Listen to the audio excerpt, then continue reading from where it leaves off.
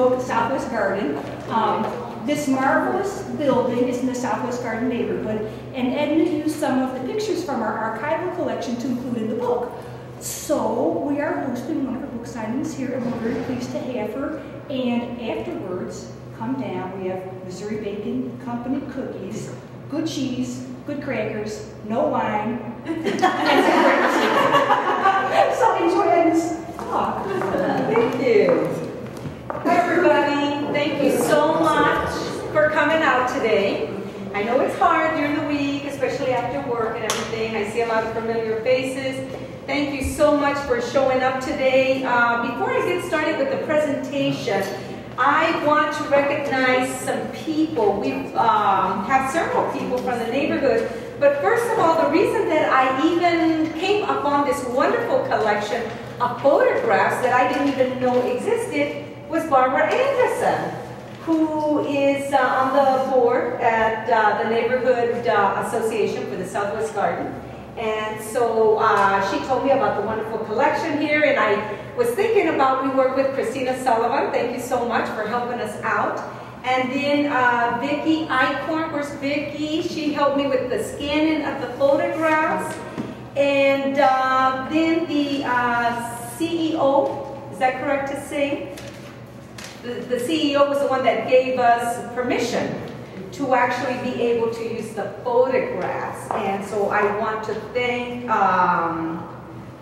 Laurent Jawan. I said, I'm going to try it. I'm not real good with French.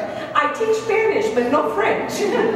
So welcome everybody. Thank you so much again for coming out. We also have Steve out here from the neighborhood, and we have Ted out here, and we have Gwen and Melba, one of my students, and we have all kinds of people here from the surrounding areas. The Southwest Garden neighborhood didn't really have its own identity before this book came out. I mean, some people knew about it, but when people would ask me, what book are you working on now? Because this is book number 6 for me. I would say the Southwest Garden neighborhood. And they would say, oh, you mean the Hill? I'm like, no, it's not the Hill. It's the Southwest Garden neighborhood. So the nice thing about it is the Hill is wonderful and everything, but guess what? The Southwest Garden has wonderful history. So they are entitled to their own identity. So that's what this book does. I am going to talk about some of the interesting sites in the book. There are 227 photographs in the book. So this is CD number 1 playing up here. And then we'll put number 2. Now what I did was I present the book and the history of the neighborhood as a walking tour. 80 different sites, 4 different tours, A, B, C, and D. There's a reason why I do that. I do that because I believe in promoting a healthy lifestyle in the city of St. Louis. Also because if you want to really get the feel of a neighborhood, the best way that you can do is to walk it. If you don't walk the neighborhood, you're going to miss out on so much. And those of you that know my business, 3 Nosy Broads, I am a nosy broad. I'm the one that goes poking around in alleys, and I look over people's backyards, and my husband says, one of these days somebody is going to be there and look back at you. And he says, that's the day you're going to come running home. Hasn't happened yet, but it could. One of the things I would say that I found in the Southwest Garden neighborhood that I have not found in any other neighborhood is that there are a lot of the old ash pits still in the alleys. And, you know, when they cleaned out the fireplaces, I mean, the ashes had to go somewhere. So there were actually these concrete ash pits that are in the back, but you don't see them, not even in Lafayette Square, Soulard, or in my neighborhood, there are very few left. There, Dalton Street, also in the 2600 block and 2700 block, Brick Street, brick alleys. And I don't know if you guys know this, but at one time, before 1900, St. Louis was the 2nd largest producer of bricks in the U.S. And so if you guys are familiar with the 1875 pictorial St. Louis, where they went up in a hot air balloon and actually did an illustration of the city block by block. If you look at that map, you're going to see that we had so many clay pits in the city. And if you drive down on Sydney Street in the Benton Park neighborhood and take a left on Indiana Street, you will see some 3-story red brick houses leaning. And if you look at that map, you'll see why, because there was a clay pit there. So, of course, they were filled, but I mean, after a century of settling, after a while, they kind of go like this. And I always wonder, how do you put your furniture in a house like that? Not only that, but how do you resell a house like that? So, I myself came from South Texas in 2000 to St. Louis. Now, people always ask me, how in the world did you get the idea for Three Nosy Broads, which we do historical research. And I started out with 2 neighbors in Benton Park West. But what happened is that about 6 months into the project, they said, oh, this is too much work. But it was my idea, and so I wanted to continue to do it. And I just celebrated 6 years of being in business this year. The thing is that there is so much history in the city of St. Louis. And I moved to the Midwest from San Antonio, Texas, where we are all about our history. And history is big business. And I always thought, my gosh, St. Louis is a city, we have been losing so much industry in this area. How do you replace those dollars? Well, one of the biggest ways to do it is to promote our historic neighborhoods and encourage people to come to St. Louis on weekends and for weeks at a time, not just to attend our sporting events, but to come and take a look at our historic neighborhoods. And so that's a little background about me. Now, the reason that the Southwest Garden book was such a valuable history to preserve is that this is a working class neighborhood, as it was when it was first built.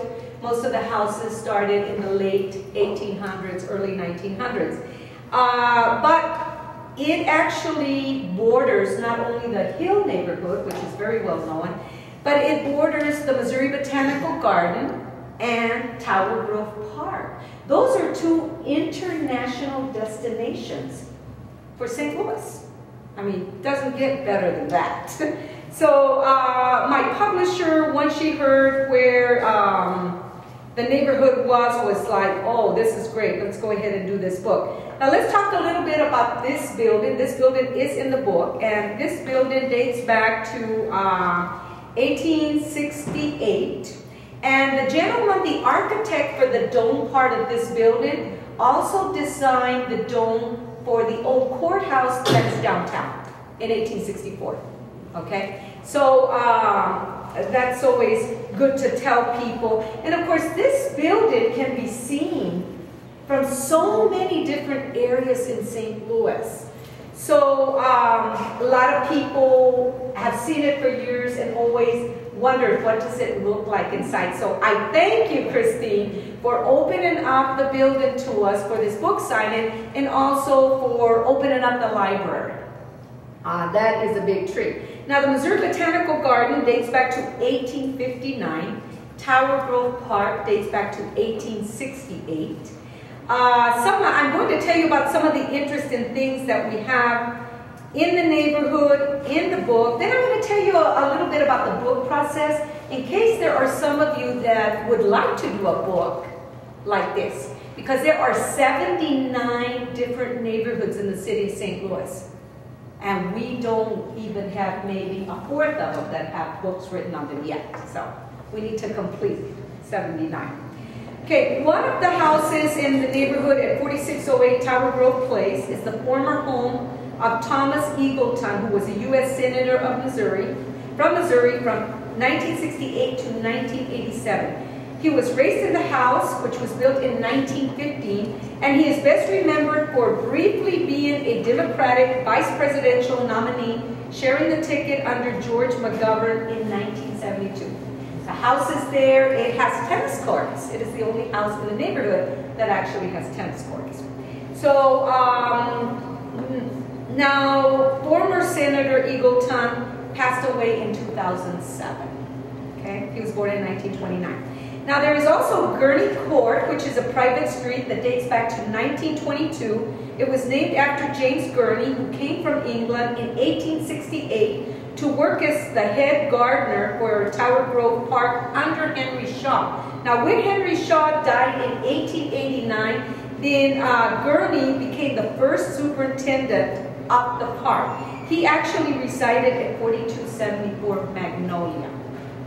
And then another house that is a real value to the neighborhood is the Le Couture House at 4533 Tower Grove Place. That house was built in 1910. Now, the Le Couture Brothers Stair Manufacturing Company, their first location was at 3015 Salina. It is the current location of Killam and Killam Development, and he is an architect, and he was just featured in St. Louis Home Magazine as one of the top architects in St. Louis. And we have a famous architect with us here today, but we'll introduce Ted later. Okay.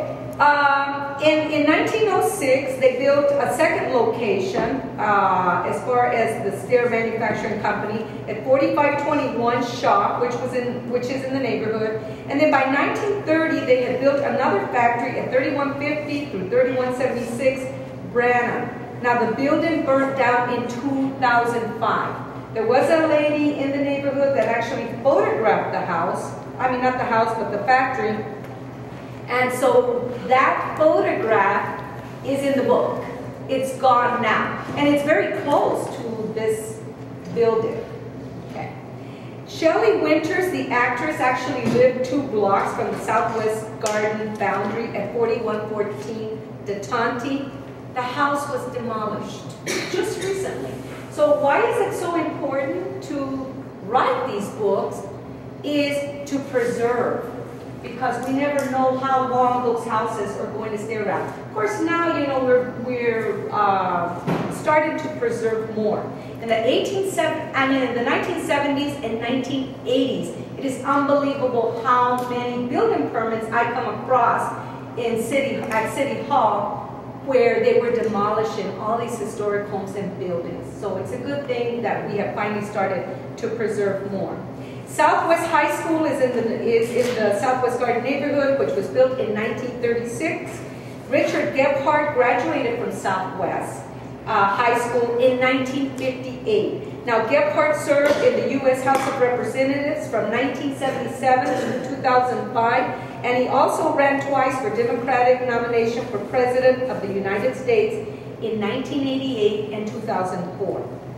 Now, there is also the former Columbia Movie Theater at 5333 Columbia. It is the home and studio of artist Frank Swagger, who is internationally known, and he actually turned the old theater into his art studio and home. And I think in the April or May issue of St. Louis Magazine, he's featured in there, and you can see his home. He actually has an indoor swimming pool in there. I haven't seen the house yet.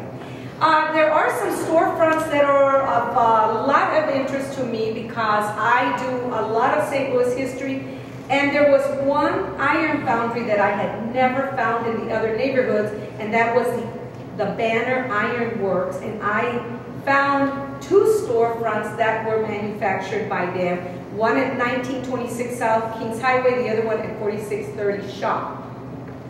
And there's also the Owens House at 5539 Southwest, built in 1915. Marianne Owens still lives in the family home, and she has a great photograph collection. You will see a lot of her photographs in the book.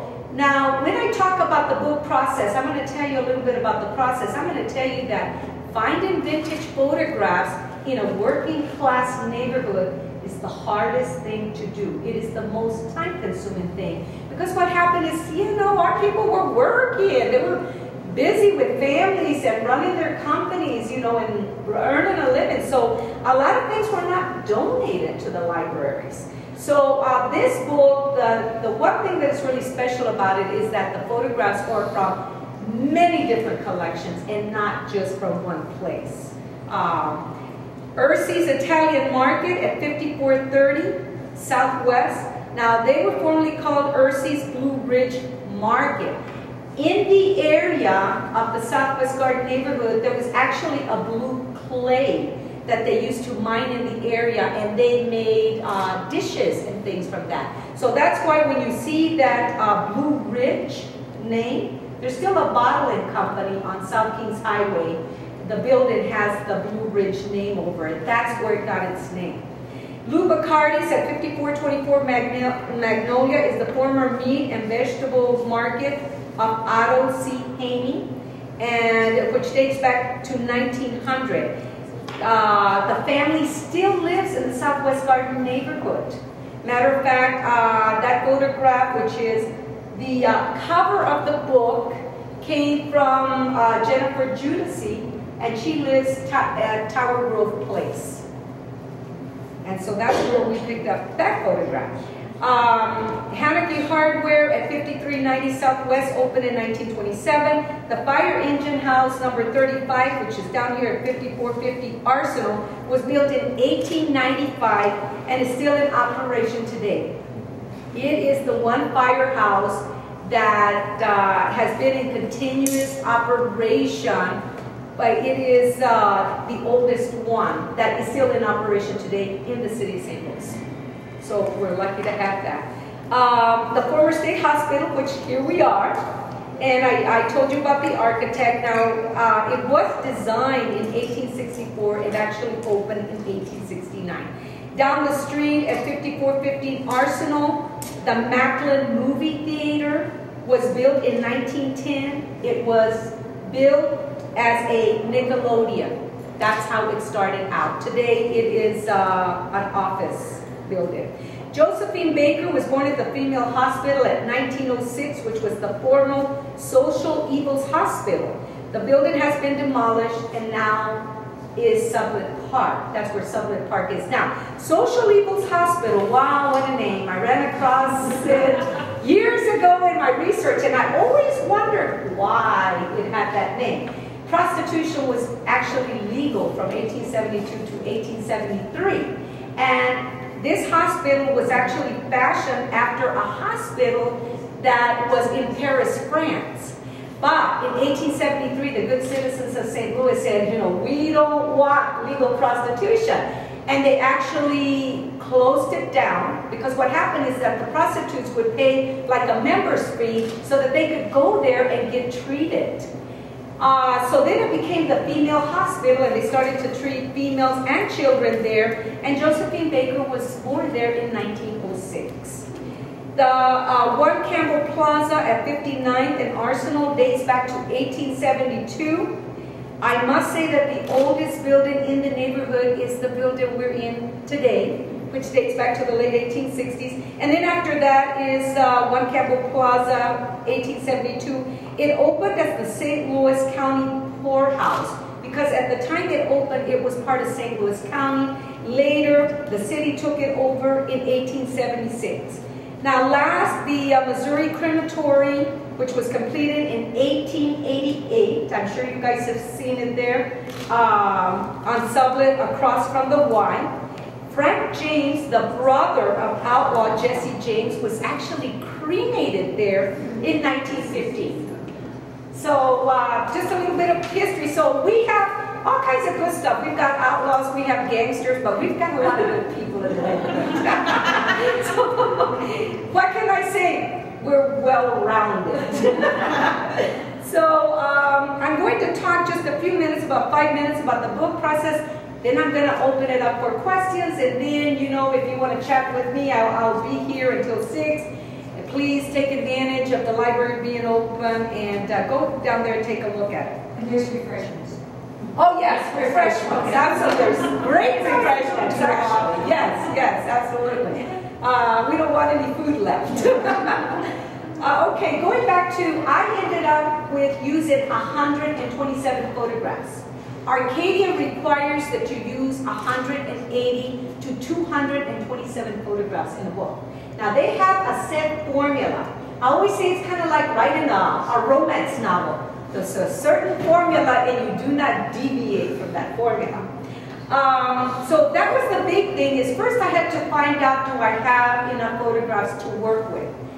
Now this gentleman that you see over here to my left taking photographs is a professional photographer, Derek Katzo, And Derek is my neighbor in Minton Park West, about a half a block from me. And as soon as Derek got into the neighborhood, he didn't even get to unpack. I'm just like, help!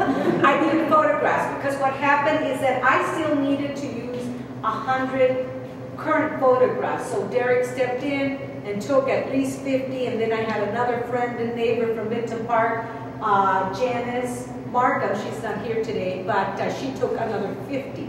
So I wanted to publicly thank Derek for stepping in, because I tell you what, one thing I'm going to tell you about Arcadia: do not pitch them a book idea until the book is almost done, because they only give you at the max 5 months to finish everything.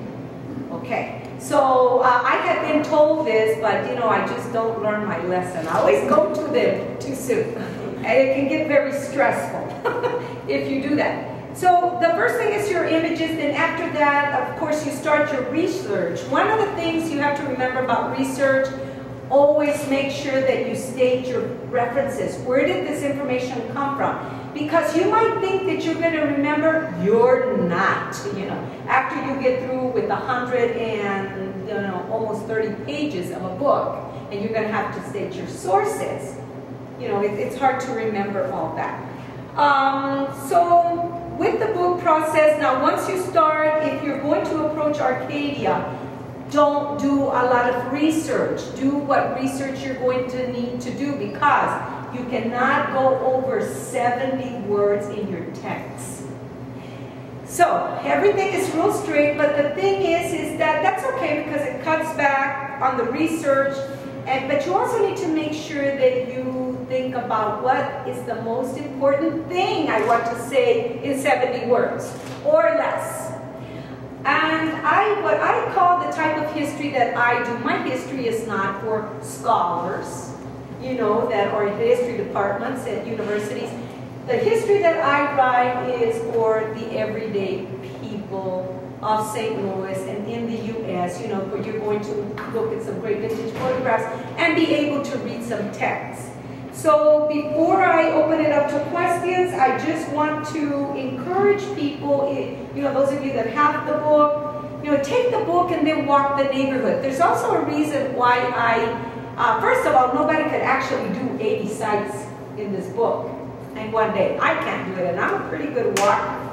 But I wanted to encourage people to continue to come back to the neighborhood. Because every time you come back to an area, you are going to notice things, and you are going to discover things that maybe you didn't the first time around.